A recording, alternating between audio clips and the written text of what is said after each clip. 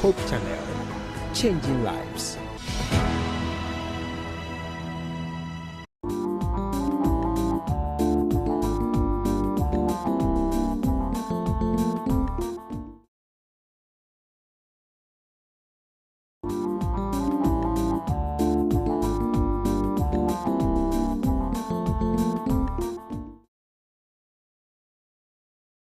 Hello and a very, very good evening to you.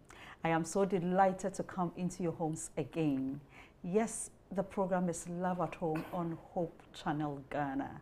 And here we seek to address family issues. We've been discussing and we've been talking a lot on parenting, on marital affairs, on raising your children, even family coming together on their finances, and so many other critical yet important topics. Today is another day, and today we want to look at a very important yet critical and very sensitive topic which is bothering in our homes or bothering in our society. Yes, giving birth is a true gift, and this only comes from God. It is only God who gives us gifts through childbirth. But what do we see? Sometimes we do get them, but how do we manage them? What plans do we put in place when we are preparing to raise families? I'm talking about our finances. How well have you planned yours? Are you sure there is an impact on your finances when you are raising your children? What plan have you put in place? Is there the need to prepare at all? This and many more is what we are going to be discussing on Love at Home today. So today we want to look at impacts of children on family finances. Impacts of children on family finances. As family expands, the children will go to school. They need to be taken care of through health care, providing shelter, providing clothing, support, love, and many other things. How is it that we see some other children wandering about with sort of no care? Have you asked yourself what is happening? Well, I'm sure you know it, but sit down. Let's talk about this. I'm inviting you to today's show on Love at Home because it is so critical. Please call in all your friends, the family members. It is time. Yes, time also. Let's talk about this critical yet essential topic that is bothering us in our homes. I am Efia Sewamansa, and today I would like you to join us on Facebook, on YouTube, and all our social media handles. I'd also be grateful for you to share your contributions on 0559680066. You can also call in on that same number, 0559680066. We would want to hear from you, your experiences, your exposure, what you have gone through as you plan your family, or even what your parents did. You wish it didn't happen like that. Join us on this discussion. On my far left, I have a very beautiful woman. She goes by the name Esther Opoku Chewa, or Esther Chewa Opoku. She's a mental health practitioner and addiction nurse specialist. My dear, good evening. Good evening. You look good. Thank you. Especially where the hair is, you are brightened. Thank you. It's good. How was work today? Good. You had so many cases to handle, I guess. Not really. Not really. But everything is going on smoothly. Yes. Greetings to Daddy wherever you are. Thank you so much for giving her to us. We are grateful. All right. And to my immediate left, I have a very fine gentleman. Yes, Mr. Abednego Osei is a finance person. And you know, we cannot talk about this show when we are not talking about finances because we are talking about impact of children on family finances. Mr. Abednego. Sister Efia. When you call me like that, I'm happy. Yes, yes. In fact, I never knew you were called Efia. Really? Oh, I Yeah, see. I yeah. see. You look good. Thank you, thank you. How was office today? Office was great. There wasn't too much to do today. So Okay. I think that I have the energy for this program. Oh, Yeah, and it's always been a pleasure to have you on my program, Yes. or to have me on your program. I am delighted to have you Yes. to always try to share Yes, with us, yes, and so we are yes. grateful. And to you out there, we are so grateful that you are waiting on us to help us do this discussion. Please don't leave us. Join us on Facebook, on YouTube, and on 0559 680066. Please, you can call in and then also share or send in your contributions through WhatsApp, and we'll gladly pick them. Thank you so much. Now, I've been wondering, and I've been asking myself, let me come to you, Auntie Esther. What does it mean to say, I am having a family? Should it go through a process or sort of planning before I start raising a family? Okay, good evening once again. Thank you. To your viewers. Thank you. And extending greetings from Hope TV to the entire church of Kotobabi SDA Church. Okay. And to mom and dad, the Opokwa Santi and the wife, greetings. All right. To say you want to have a family, it's a whole task. It's a ministry you are going to be put upon yourself for God. Because in our various churches and environments, we have families. So before you even put up that family, you should know that's a whole ministry. That's a cell unit of an environment. So before you even wake up to say you want to have a family, you need to have a different mindset from the one you are already having. Because if you say if you want to have a different mindset, it's with your thoughts. From your thoughts will lead to how you feel, and how you feel will lead to how you are going to act, and how you are going to act is going to lead to results. It's a whole process. It's a whole process. So at what point do you decide to make a family? As you say, we are going to talk about finances. So are you ready? Do you have shelter? Do you have food? Do you have health care? Do you have emergency? Do you have, let's say, emotional and psychological capacity to take care of children? Are you spiritually okay to have a family?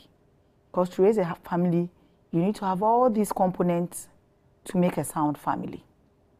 Without one or two, there can't be a family. So you need to look through all these and assess yourself to see whether you are ready or not before you can make a family. This is deep, and it's a whole process. A whole process. Talking about spirituality, talking about money, talking about emergency fund, talking about shelter, food, and all that. Well, in your own estimation, do you think we normally go through this process? Yeah, it is difficult to give an answer, but most often than not, I think the answer is no. We do not actually plan. I think that we are all enthusiastic about what Genesis 1:28 says. The Lord charged us that we should be fruitful and multiply, and then fill the earth and subdue it. And so most of the times we are carried away by the charge, and we end up not having a plan as to how we go about it. So if you ask me again, I think the answer may be no, more than yes. Now, how many children should parents have?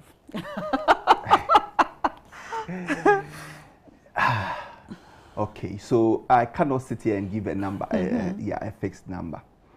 But again, I go back to Genesis 1:28, as I mentioned, that the Lord has charged us that we should be fruitful and multiply and fill the earth, and then have dominion over the earth. So my answer by this will be that we can have as many as we can. Now, let's bring it to finances. Okay. How does the number of children affect family finances? Exactly. It does affect the family a lot. I'll share with you some statistics I found. Okay.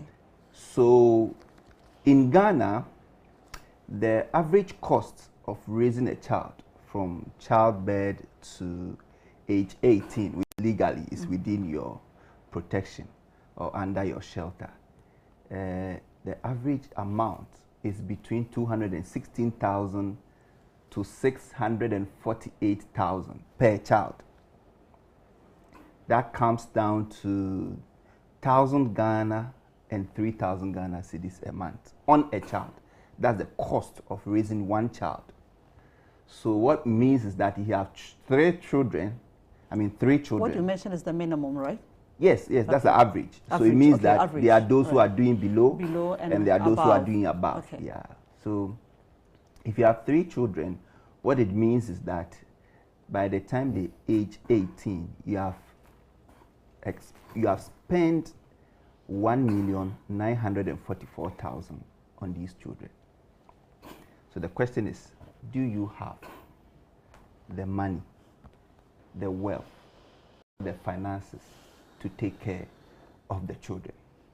Mind you, for a middle income person, you are earning between 1,200 and 4,500 a month. So if you are earning 4,000, let's take the high end, 4,500, and you have three kids and you are spending 1,000 cedis on each of them, it comes down to 3,000 Ghana cedis, and you are left with 1,500 for your rent, and your other utilities expenses and other things, emergency healthcare. This is the reason why you need to plan and know the number that matches your income. It is very important. Thank you so much for giving us the statistics. I think this statistics explains everything. Yeah. If it is not anything, I would have said we should close the show. Exactly. But I think we need more. Now, so should the size of your pocket determine, I think he has said it, the number of children that we should raise. Why do you think this matter? The size of my pocket, I should consider it before coming up with a number, the size of the family. It should matter. The size of your pocket determines how many children you can give birth to. Because we are all charged to fill the earth. It wasn't for one person. Mm-hmm. Absolutely. It's a charge for everybody. Mm-hmm. So if you don't determine the number of children you want to take, that was do you have something like a vision or a goal that you want to achieve? Then look at the size of your pocket, as he said. So if you're earning the 4,500 and one child is spending 3,000, that is average. Are you ready for 2 or 3? But if you have a vision, then you know where you are gearing towards. Santi, let me borrow your philosophy. I asked him, why do you have 2 children? Because from your era, you could have more. And he said, oh, I just observe how people are going to school, buying cars. When you see women driving, he's very excited. And he thinks, this is the work I'm doing. How do I finance 2 people or 3 people? Will I be able to do it? Because I don't want to put pressure on kids who didn't ask me they want to come on earth. But I decided to bring them. So he decided to give birth to 2, train them to the level that he wasn't able to get there. And today he's enjoying it. That was his what? Goal and vision. And he has met that goal and vision with 2 kids. With 2 kids, he now has 8 grandchildren from the 2 kids. And both will be able to take care of these children and they'll be comfortable. So your size of your pocket should determine the number of children you are going to give birth to. God takes care of everybody. God is not discriminative. He takes care of everybody, blesses everybody. That's how he gives us the power to make decisions and choices. God doesn't force us to make decisions and choices. So when you make the decision, you should be able to live by the consequence. So you shouldn't be going around asking for people for help. We know we have emergencies and circumstances that happen. You can be there and there will be accidents. That's a different thing. But if there is no accident, are you okay? So if you can take care of 2 kids from your pocket, that you will be comfortable, or 3 or 4, that you will be comfortable and the kids would be comfortable, then you are good to go. But if you know you can only take care of 1, then you should try and do that. Because if you can take care of one and you give birth to 4, what will the other children do? We are in a different era now with the Gen Zs. They were born in comfort. They were born in the comfort of a hospital with scan. They come to the world with baby diapers, no napkins. No pricking of pins. Can you imagine? No pricking of pins. With baby shower. Yes. So you've pampered this child from beginning, and it has stuck in their brain. Then all of a sudden you want this child to endure because you cannot what? Provide. It's a no-no. Because you are going to be accountable for these children. We are going to be accountable for these children. Now, there is this school of thought, or some people would normally say that, okay, let me ask the question. How do we reconcile the belief that children are gifts from God and so God will take care of them? It is not in your mandate to think about what they will eat, what they will wear, because they are gifts, and once God has given them to you,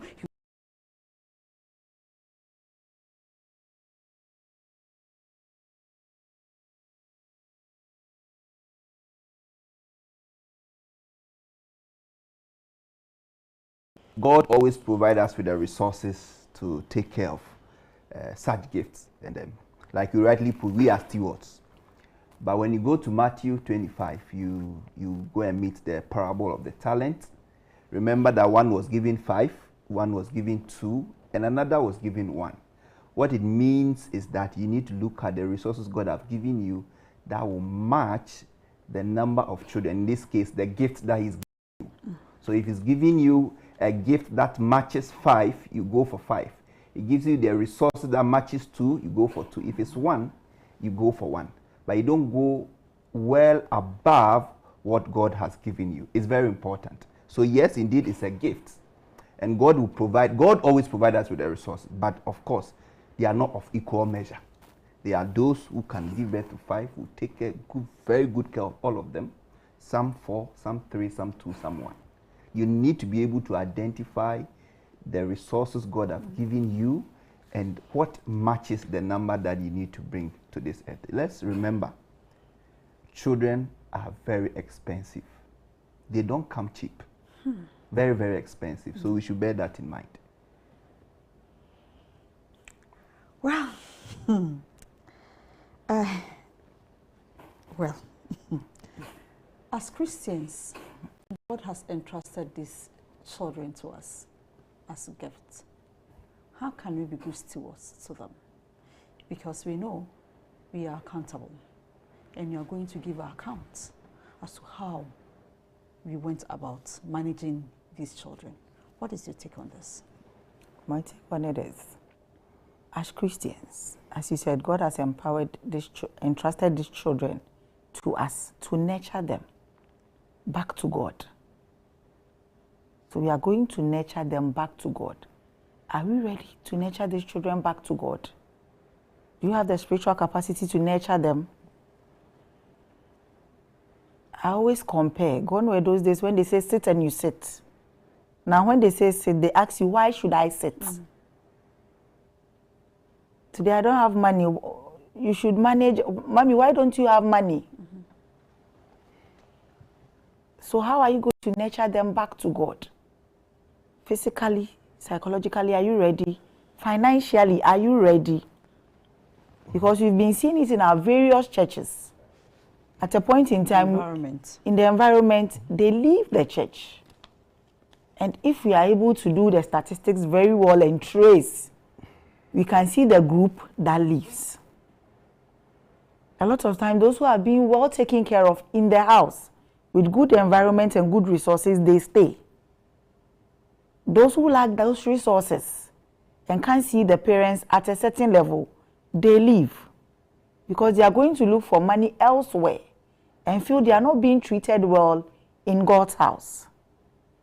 So we need to go nurture them financially. Because I can't come to church with one dress, with one shoe for a whole year. And I'm joining the children's group and it's 13th Sabbath. And you don't even have a new dress. and mommy says manage, manage. Am I going to stay with my mom and manage? Whilst I'm out there and they are saying gambling makes money, and I go with 2 cedis and I get 20 Ghana, I am going to go back. They were not born to suffer. I've been telling my church people, a time is coming. If you don't give your children money and take care of them, they are going to use you for rituals. Because they've started. Counselor, this is deep. Yes. They are going to use you for rituals. Because they were not born in an era where they have to suffer. If I pick my phone and I go to Avatar, I can do it. I don't need to go and stand at the Lotto kiosk to do it. I can do it in the comfort of my homes. And sometimes you observe it in the church room. They have their phones and they are doing, how do you call it? My bets. An Avatar to win money. So we need to put all these things into place before you decide to give birth to a child. Are you readily available there for the child? Do you have other means of taking care of the child? We all went to work. I've not been to the house since morning. Who is taking care of those children in their house? What are they eating? Am I aware the kind of training they are giving them whilst I'm here? Does it match what God is saying? So all this comes in because at first we were in a compound house. I don't need to go and say, Sister Ify, I'm going out, so take care of my child. They are going to take care of that child. And if that child needs discipline, that child is going to get it. But here's the situation whereby nowadays we all live in a self-contained, even if it's an apartment, everybody lives in the apartment. And it can take years and you haven't seen your neighbor. As you haven't seen your neighbor, the neighbor doesn't even know your child. So you need to put someone there to take care of the child. And we have also broken the extended family system already. So we are not using it. We are all living in our self-contained houses. Are you ready now to take care of a child? When you are not there, who is going to do it? Is one of the spouses going to stop work? Or some family members can come in to help? Those family members, do they have the same faith with you? Because you have difference and where you have house helps, introducing the children to drugs, introducing the children to gayism, just because the parents are out and they brought someone in. They are not available. And as our finance minister said, the cost involved is 3,000. And I'm earning 4,000. Averagely. My husband is also earning 4,000. That is 8,000. And we are having 4 kids. Already we are lacking behind in terms of finances. That's 12,000. Yeah. That is 12,000 and we are already lacking behind 4,000. So we need to do extra work to make the home comfortable. In doing that extra work, who take care of this case for us? So all these things need to be factored in before we can even make a decision that we are training these children back to God. Otherwise, we'll go look for the money and the home will be lacking. We'll bring the money home and we can't come and meet the kids there. And it will be work done. Zero. So we need a whole restructuring. What might work for you in your home might not work for me. So we need a whole restructuring. Bringing in people who have the same beliefs as us. Even if it is 1 minute, you need to talk to your children before you sleep. Ask them what happened in the school. Put some monitoring systems in check. Make them believe in you, that you always be there for them. Be a role model. Yourself. It's not what you say, but what you do. That's what they watch. So they'll be watching you and asking you questions. Are you going to brush them off so that they get the questions outside? Answers outside. Answers outside. So we have work now. Even nurturing them and bringing them back to God is not easy. It's a challenge. My lovely viewer, I'm sure you can resonate with what we are saying. And I'm sure you're also enjoying these discussions and you're doing them as well in your various settings or in your homes. Let's go for a quick break. When we come back, we continue the discussion. But I would be very happy for you to send in your contributions to 0559 680066 or call in 0559 68 0066. We'll be right back. Thank you.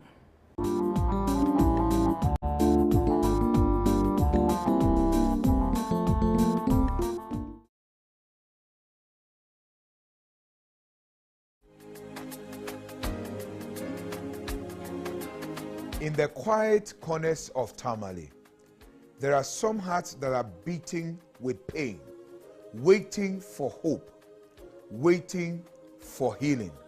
But there is a miracle coming your way, because there will be free surgeries, free eye care services, free dental services, and many more such for thousands who cannot afford. But we cannot do this alone. That is why Hope Channel is coming your way with the Healing Heart Project fundraiser here live on this channel. Na ye pese won so dwumadie hu bi na ye nyina ye tekuni esempoa na ye de boa dwumadie kese ya ebeba so ewo bosome August ni mu na ne fundraiser no ye no July bosome mu ede toso miensa afi 2025 yi mu mempese wo be yi wo hu afi mu na wo be ka ye ho na wo boa na yetumi ede anidaso ene ayaresa ema anuanom a ewo Tamale. I know you love the Lord and you love the people of Tamale, and so you will come on board. This program is here only on Hope Channel. Help us, we heal. God bless you. In my confessions, in my anguish, in my pain. Real Talk is back. After a brief break, we are thrilled to let you know that we are back stronger, bolder, and even more active than ever. When he makes you feel that what you are doing is senseless, who are you? Sit down. When we are talking, you don't talk. When he began to control you with the power that I am the man of the house. So when I tell you to shush, you need to shush. Don't go there, don't go there. We've truly missed you, and we are excited to reconnect and dive into the conversations that matter most. Each week, we take on issues, challenges, and experiences you share with us. Real Talk, a space where real stories meet real solutions.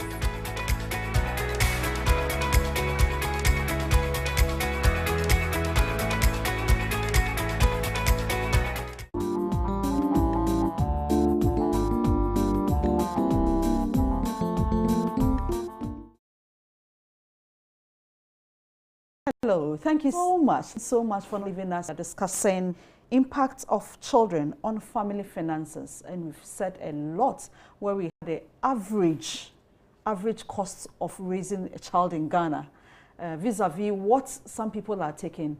And we are asking ourselves, how do we manage?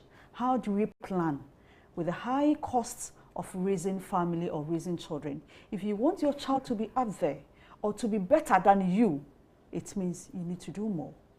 Now, I want to come to you, Auntie Esther.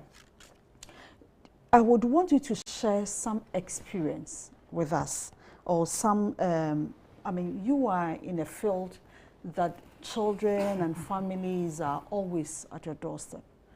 Looking at raising children or the impact on finances, what exactly is on the ground? Okay, thank you. On the ground, as we said, still on the money issues. We are all looking for money. So now we employ our house help to take care of the kids whilst we look for money and bring to the house so that at least we can balance the finances. But here comes the situation. For example, you leave your 2-year-old baby for your house help. You don't know the house help smokes. Smokes? Yes, smokes. You mean smoking? Smoking weed and other things. So when he's feeding the child, she's smoking. So the child is linked to smoking and eating. The child is a secondary smoker. Yes. So at a point when neighbors were able to prompt the woman that this house help smokes, they took this house help away. The child started crying when it's about to eat.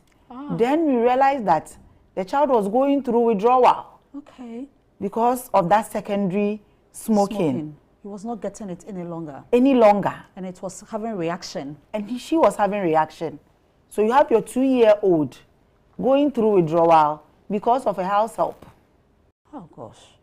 And we have households who have molested the children. So in terms of us monitoring them, at least let's set cameras. If you have your old woman in the house, that maybe you can bring in, she cannot do the things for you, but at least there will be another person as a form of monitoring system to check in for you. And all this comes with what? Finances, cost. You would have to feed an extra mouth. Your light, your water bills are going to go up. So we need to put all these things in place. So yes, God has taxed us to give birth.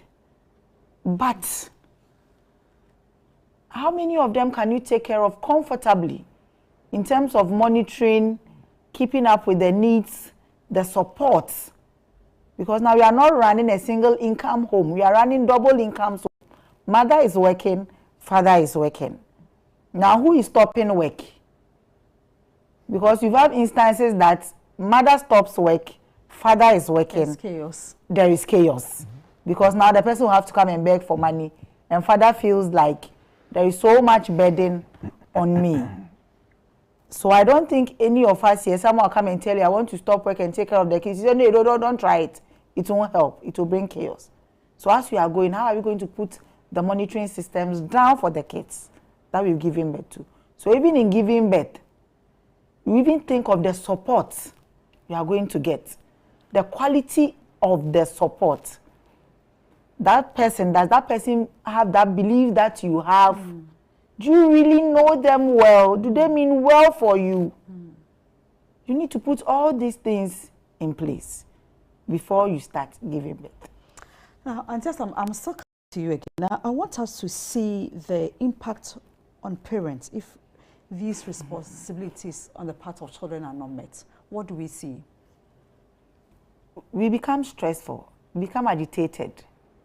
We are not nice to each other. It's affecting the marriage on its own. Yes. It's affecting the children. Seeing a dress that you want to buy for your child, and you calculate the money, and it's not adding up. It's not easy. Because you go to the markets, I have 4. You are going to buy underwears for 4 of them. 6. So in the 6, and someone is having 2. The person is just buying 1 dozen. You are buying 2 dozen. And if you have twins like mine, when you're going to pay fees, it's at once. Are you ready? Because we are going for a new term in September. We are going to buy books. The same books. Imagine buying the same books for 2 people in 1 class. Because they are not going to share. No, they can't share. They can't share, and they've not asked you for this. They may not even be in the same classroom. Exactly. So on the parents, it's a whole lot.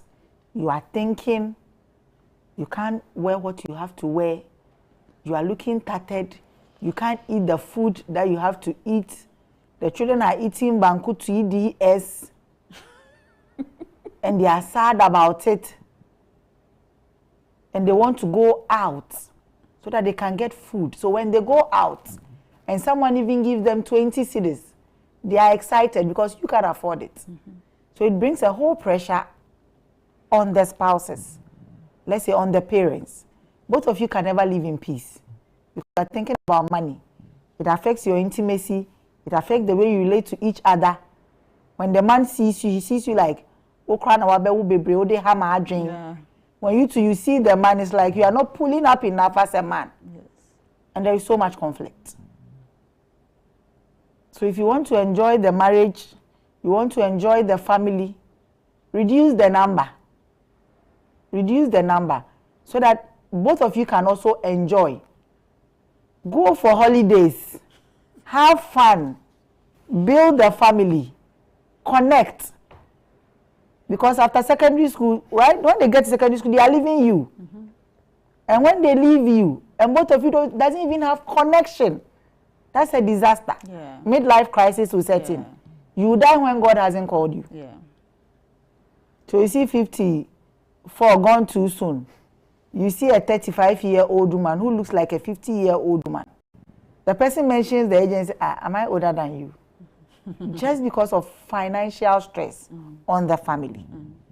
So there's a whole lot of impact, negative, not positive. Waiting that one day one of them will excel and come and take care of you. And this generation is telling us that they are not the ones to come and take care of you. So if you don't even have a backup in your old age, it means you would have to die early. You have to force and die. So that you don't meet your midlife crisis early. You don't look, you have been tattered in your young age. In your old age, you are still tattered. Just because you have, plenty children that you couldn't take care of. This has nothing to do with God. God asks us to plan. Like the ant. Go to the ants and learn. They plan. Have you planned? If no, then pause. Because after giving birth, I asked my mom, so this is how it is. And he didn't give me explanations. So it's like, oh, you've gotten married, you want to have babies, and you are happy that you're going to have a child. So after having the child, then you realize, hey, it's not just having a child. Yes. You need to nurture this child. You need to observe certain things, make corrections. They keep making the mistakes, you keep correcting. So always you need to have an eagle eye. You need to have all your senses working so that when there is a change, you would know. And all these bring a whole lot of pressure on you. Yeah. So if you have the 4, like mine, you are under pressure. Every day.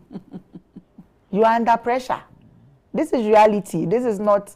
Yesterday, I just bought singlets and panties for 2 people. And it was 1,500 Ghana. So I brought nothing home, but it was 1,500 Ghana. You need to buy 2 shoes for each person. They've not sent you. And they'll tell you the particular shoe that they want. Yes. So you can buy one quality one and one cheap one. And it doesn't come easily. And when you come, mommy, what did you bring to the house? And you didn't bring anything. And you can't continue like that. So it's a whole lot of impact on the family. And it breaks the family. It breaks the family. Yeah, it wastes it. Very true. Now, Mr. Osei, let's look at the same question, but the impact on the children. Wow, okay. So, like I used the parable of the talent. You recall that the master was not happy with the one who received 1 talent and decided to hit it in the ground. I mean, the moral lesson here is that we're not taking care of the gift that God has given us. In this case, being responsible for these children. When we relinquish that duty or that responsibility, what happens is that these children they are subject to substance abuse. Some will have emotional challenges. It affects their self-esteem and their confidence. Some even struggle with their education. And some even have difficulty having relationship with people. They have anger issues, mood swings. Some of them become very aggressive. I mean, you look at armed robbers around. We raise them. We raise armed robbers. So you want to say it is through actions and inactions that brings about all these social vices. So it have a very great impact on the children. I mean, once we don't play our responsibilities right. Yeah. You see, some children would say, I want to be like this person. This child, when he's coming to school, he comes with this, he comes with that. My parents are not able to do that for me. So the child wants to get it. You see some cases, some children will say, my parents or my mother or father doesn't have, and I need to provide for them. What is your take on that? My take on it is, as we have been saying, you brought these children to the world. Because of the internet, they can see now. At first, when you're in an environment, we only know things that happens in this environment. We don't know outside this environment. But now, because of internet, they see things. When they go to school and someone is wearing a Nike shoe, they know. And they have a designer bag, they know. And they are looking for some. We've had cases that they went into bad company and get into drugs because they wanted to fend for the family. Because the children want to fend for the family. Exactly. They will tell you, I'm the firstborn boy. At what age is he talking like this? He's talking like this at age 17, 18. And he feels there is a whole workload on him to provide for the family because the family is suffering. Whether he likes it or not, he has to do something. That's how they feel. They want to support the mother to pull through. So they join the gang, they think that can help them. That will be quicker and faster. That will be quicker and faster. So they will see them join the internet fraud. And when they join the internet fraud and they make money, it comes with joining the drug. We don't know what philosophy is that, but it's 5 and 6. From yes, gone were those days when they'll be stealing too much.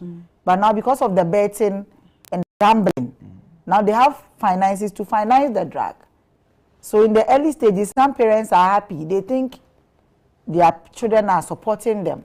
But by the time they realize, they are on the street and they are going crazy because they are using drugs, which is not their fault, but the fault of who? The parents. Yeah.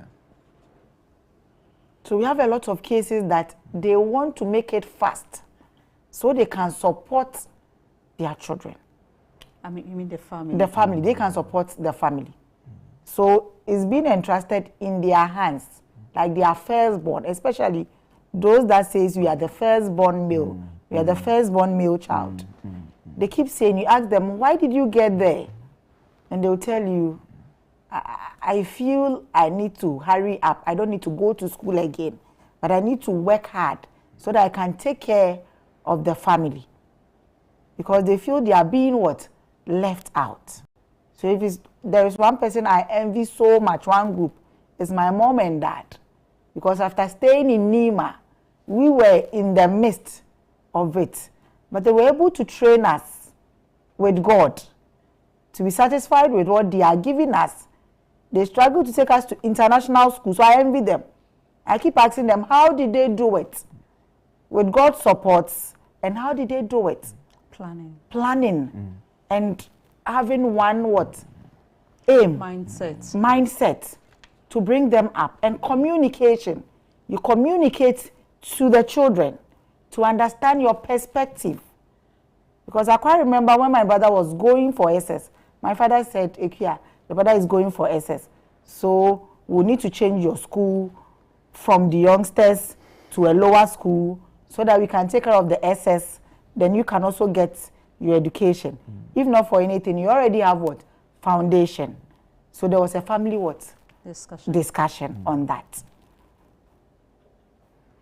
So we the parents, we have work to do. We need to communicate. We need to communicate a lot and make what?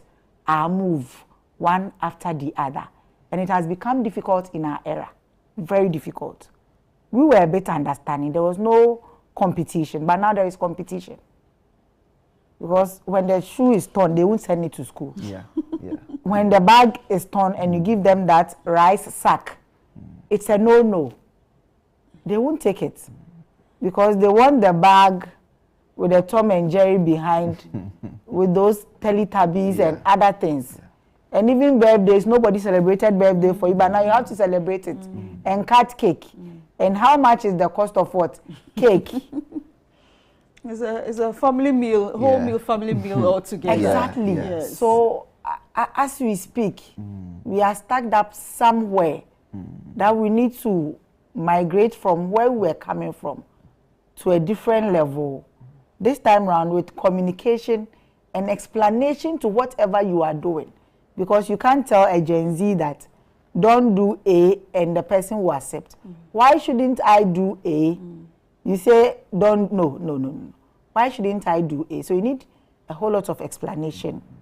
We will need to bring the egos down as parents. Yes, you are disciplined, but let the ego come down. Communicate to them. Today I don't have, but I promise tomorrow I am going to get it for you. And it's a process. But we are not saying every day provide. No, that one too is not good. Sometimes even if you have it, you delay gratification. for them to go through that level of patience It's a to learning wait for curve. something. Yeah. It's a learning curve. Today you have it, tomorrow you don't have it.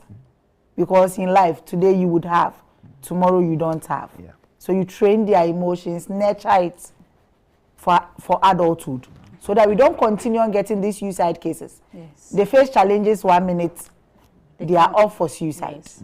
Because we've nurtured. You, They I think want everything should be rosy. everything You should be get rosy. We are not everything. delaying Yes, gratification. yes. Okay. So there is work to be done. Now, Mr. Osei, I want us to look at this society or societal thing we've been hearing. That, for example, your parents gave birth to 10. Then you decide to give birth to 2. If your parents decided to end at 2, would you have been here? How do we manage this society? I mean, some societal comments like this. Yeah. And it's putting pressure on some people. Oh yeah, you are right. You are right. So, I mean, I think that it is becoming evidently clear in our conversation that you need to actually have a financial goal, okay, and then you plan towards the goal, and then you use a budget to actualize the plan, okay. So, all what we've said, I think that at the beginning, if you have a plan in place, how you are going to take care of these kids, we wouldn't experience the kind of stress and the frustration that most of us endures whilst we are taking care of our kids. The environment you mentioned, or society, is also part of the problem, because you hear comments like this and people push you. Some even go, they take the religious line. Okay, there are some comments like that, a bit weird, and there's a feel that you need to be able to give a lot more kids, and there are times when You are fulfilling God's promise. and there are times when you have a particular gender, say you have 2 boys, they will tell you, oh, make sure you have a girl, make sure you have a go again. And I have a friend who gave birth to 2 girls. He wanted a boy, and then the wife went in and had twins. So there are 4 girls now. Wow. Okay, and still want to go and then see To if try they to get get the boy. a guy. So all these pressure and pursuit of a particular gender in the children and stuff like that keeps becoming a hurdle that is difficult to jump. So these are myths. I don't think that it's entirely true that because your parent gave birth to many, you also have to give birth to more. And people also say that children are a blessing. We've all been blessed, yes.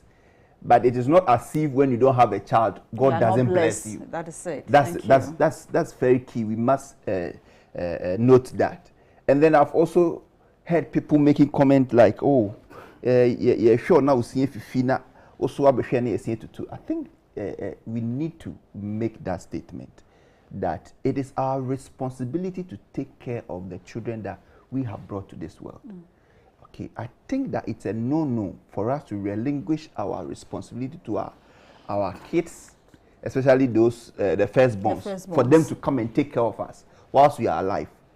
Once we give birth to them, as God has instructed us, we are stewards, and no matter what it takes, we have to take care of these kids to make sure that we bring them, we've raised them, we have raised quality children that they can be of benefit to society, to the community, and to the church as well. If the kids grow and they feel that their parents have gone through a lot and that they need to show gratitude, that is fine. But that expectation we put on them brings a lot of pressure. Okay, and then that is why if the child is not able to meet your expectation, then it becomes a challenge as a parent. They are not our investment. Fine, reputational investment, it's okay, but they are not our financial investment. So whatever we are spending on them, whatever we are doing, let us remember that it is our duty, it's our responsibility to take care of them.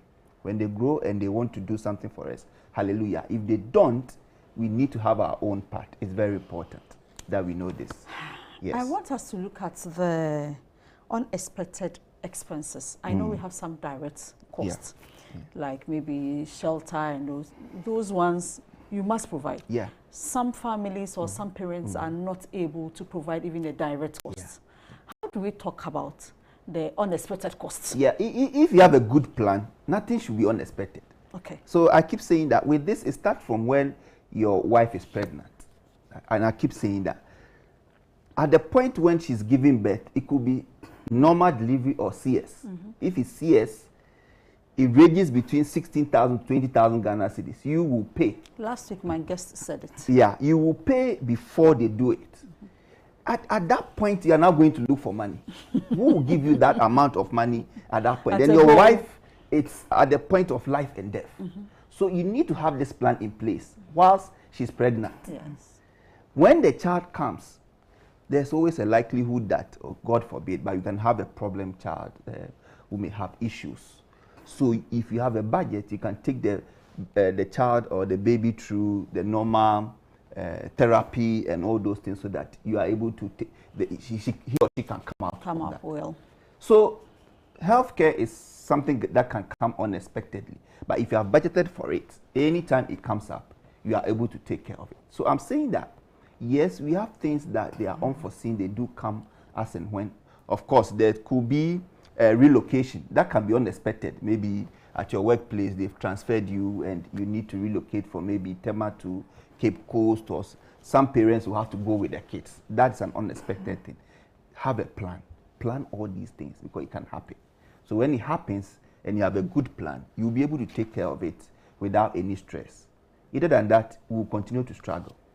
And you know the funny thing about being a stressful parent, I mean when it's financial, you know how we beat our kids, we say we are disciplined. If the person is disciplining the child out of frustration or out of financial stress, you know it. Yes. Yeah, it's more than bully and intimidation. I mean, my last money, I use it to buy a television, and then I come home and the child has just crashed the television. You see how they beat the child? I mean, and have you heard a rich man punishing a child or beating the child before? No, sometimes as little as 1 CD or 2 CD, they were, maybe the child was asked to go and buy, I don't know, charcoal or something, then the money is misplaced. We hear stories. It's like that. Then they put the hand you hear stories in the fire and all that. In the media, that somebody have killed, beat the child to death, put the child's hand in fire and stuff. Rich men don't do that. Rich people don't do that. So it is because we are poor. That's why when the children they commit this kind of errors and stuff like that, then we just pounce on them and then we beat them to death. So it is very important that we have a plan in place. Once you have a plan in place, you are able to live within your means, cut your coat according to your size. If you cut the coat and it's bigger than your size, you always have a problem. And it have challenges, negative effect on the children and even you as a parent. So it's very important we know this. Angela says this is a good topic and he's enjoying the points that we are raising. He's learning from it. Angela, thank you so much for bringing this information in this comment. Thank you. I want us to look at the economic impact on parents. We've talked about how it affects the marital home. Sometimes you realize that some parents are not able even to continue their education. Along the line, they have to stop. And stopping there will not bring them the necessary or the right amount of money they need. So you couldn't go up, you couldn't come down, you are stuck in between. What will happen when things like this happen at home? You become very sad. You become unfulfilled. You get to a point in your life and you are depressed. A lot of middle-aged women and men are depressed because their careers had to come on hold so their children can continue. So I would want to hammer on one thing that our boss said, that our children are not investment plans. Our investment plans. But unfortunately for my side, some group of people will become investment plans, whether we like it or yes. Because some group of people, like the market women and other things, struggling to take care of their children, they cannot build any house they cannot do anything. All the investments and the plan is to move from one level of financial state to the other one by sending their children to school. That's the only time they want to bridge that poverty gap. Moving from one level, maybe from level 0 to middle level income children. So they've taken this child to teacher training, nursing training. So when you get to a certain place, it now becomes the responsibility of that group to take care of their parents. So that group would have to reduce the number of children they have so that they can meet the needs of the parents and the needs of their children. Yes, as well as themselves. As well as themselves. So that from that level going, you'll be taking your snit and you will not need your child to be, let's say, an investment plan for you for clarity's sake. So that it doesn't become as if the generation continues in the same way. In the same way. Yeah. I am in an investment plan for my father and my mother. I'm an investment plan. But my children are not my investment plan. So let's get that clarity so that it doesn't look like we are saying the children shouldn't come and take care of their parents. Some parents, whether we like it or yes, we need to take care of them. But going forward, I think some of these things will change. The narratives would have to change. And as we are doing this now, we are just hammering on it that this narrative has to change from a certain level. We don't need to also go give birth to plenty children, then repeat the same things. No. So back to the question that you were saying. Your career has ended, whether you like it or not. Because these children has to go to school. They have to go to secondary school. They have to go to university. And if you branch out to the university, that's when you realize that you yourself, you can't go to school again. And maybe when you're in an environment where you had to go to school before you are promoted, you can't go. All your colleagues have upgraded themselves, and you are still where you are. Your juniors have even come in to upgrade themselves, and you are still there. You'll be depressed. You'll be disappointed in yourself. Now, you'll be disappointed, very cursing your own self. Now, what have I done to myself? Now you become a bitter person to which nothing good can come out of you. And when you meet such people, they are bitter to everybody and even bitter to the same children. Normally they go through anxiety, depression. Exactly. And you have parents envying their children because it's like what they didn't get, their children are getting. And the other side of the coin is that I couldn't get there because of you. On that same rope, that child never asked you to give birth to him or her. And some parents are going to tell you, I also never asked her or him to come. Well, whether you asked the child to come or not, you decided to let him come, him or her come. So once he is here, he or she is your responsibility. Family, I think it is important that we continue with this discussion. In as much as we are laughing here, it is not a joke. Please, the most important thing is that we plan. It is good, the Bible tells us that we should go to the ant to learn of his ways because he plans. Please, let's look at our finances very well. The state in which we are now, we need planning, communication, and having a vision.